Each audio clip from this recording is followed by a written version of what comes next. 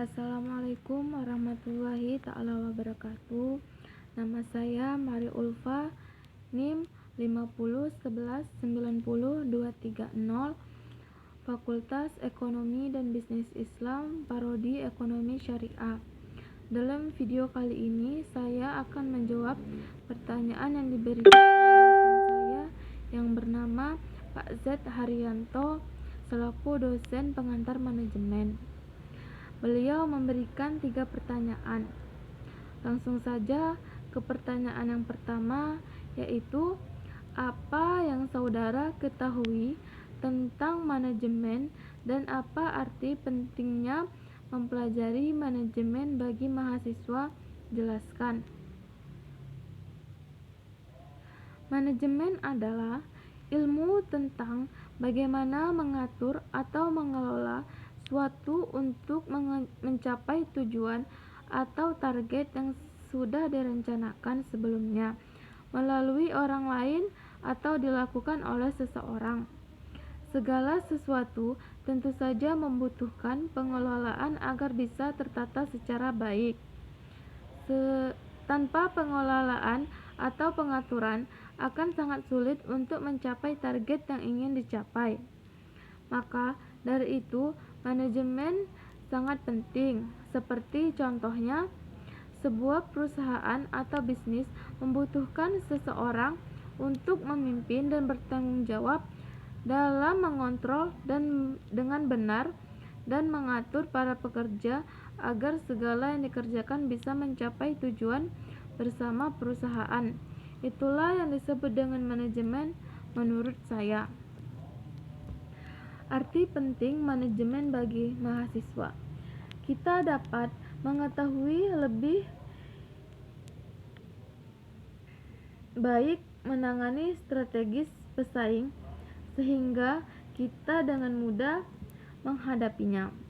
Kita juga bisa mengetahui peran dan fungsi manajemen dalam suatu organisasi atau perusahaan. Lanjut ke pertanyaan yang kedua. Andaikan Anda adalah seorang pengusaha yang akan mendirikan sebuah perusahaan, jelaskan tahapan tujuan perusahaan mulai top manajemen hingga low manajemen, dan jelaskan arti pentingnya manajer dalam suatu organisasi secara umum. Top manajemen atau manajemen puncak adalah tingkat manajemen yang paling tinggi di level manajemen. Manajemen ini ditunjuk secara langsung dan bertanggung jawab langsung terhadap perusahaan kewenangan. Top manajemen ini juga lebih tinggi dibandingkan manajemen lainnya. Ia berhak memilih dan memberhentikan manajemen yang ada di bawahnya. Ini meliputi CEO, Dewan Direksi, Presiden, Direktur, dan Direktur Utama. Middle management yaitu manajer yang terletak di dasar manajer di tingkatan atas. Mereka umumnya memegang jabatan dengan nama seperti General Manager, Factory Manager, dan Regional Manager maupun Division Manager. Manajer-manajer tingkatan ini bertanggung jawab untuk melaksanakan rencana serta kebijakan yang ditetapkan oleh top manajemen dan berperan sebagai penghubung top manajemen dan low manajemen.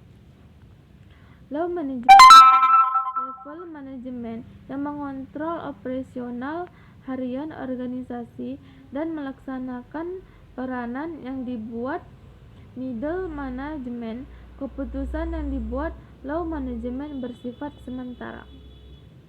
Arti penting manajer dalam organisasi. Manajer sebagai mediator dalam memecahkan masalah. Manajer sebagai konsultan bawahan.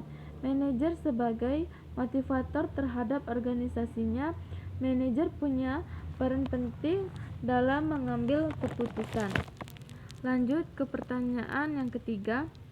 Jika Anda sebagai seorang manajer sebuah perusahaan langkah dan strategi apa yang saudara ambil dalam menjalankan dan mengamankan usaha dimaksud di masa pandemi COVID-19 saat ini? Jelaskan.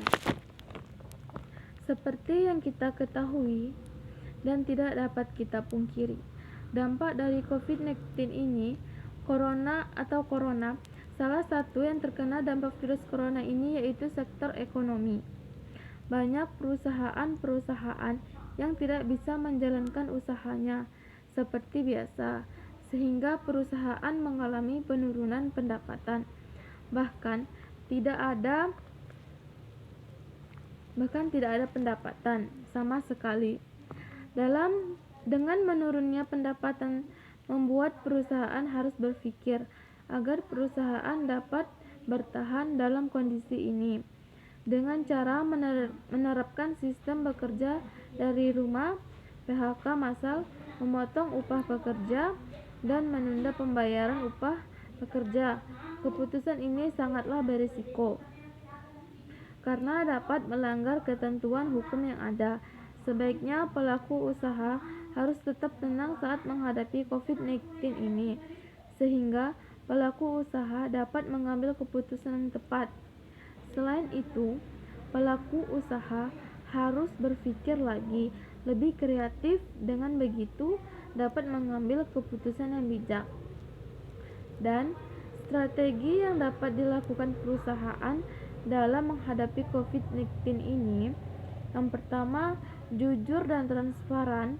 Sebaiknya perusahaan bersikap jujur dan transparan kepada karyawan terkait kondisi yang dialami perusahaan. Dengan begitu, perusahaan dapat merundingkan langkah apa yang terbaik bagi perusahaan dan karyawan. Baiklah, sekian penjelasan dari saya. Kurang dan lebihnya saya mohon maaf. Saya akhiri.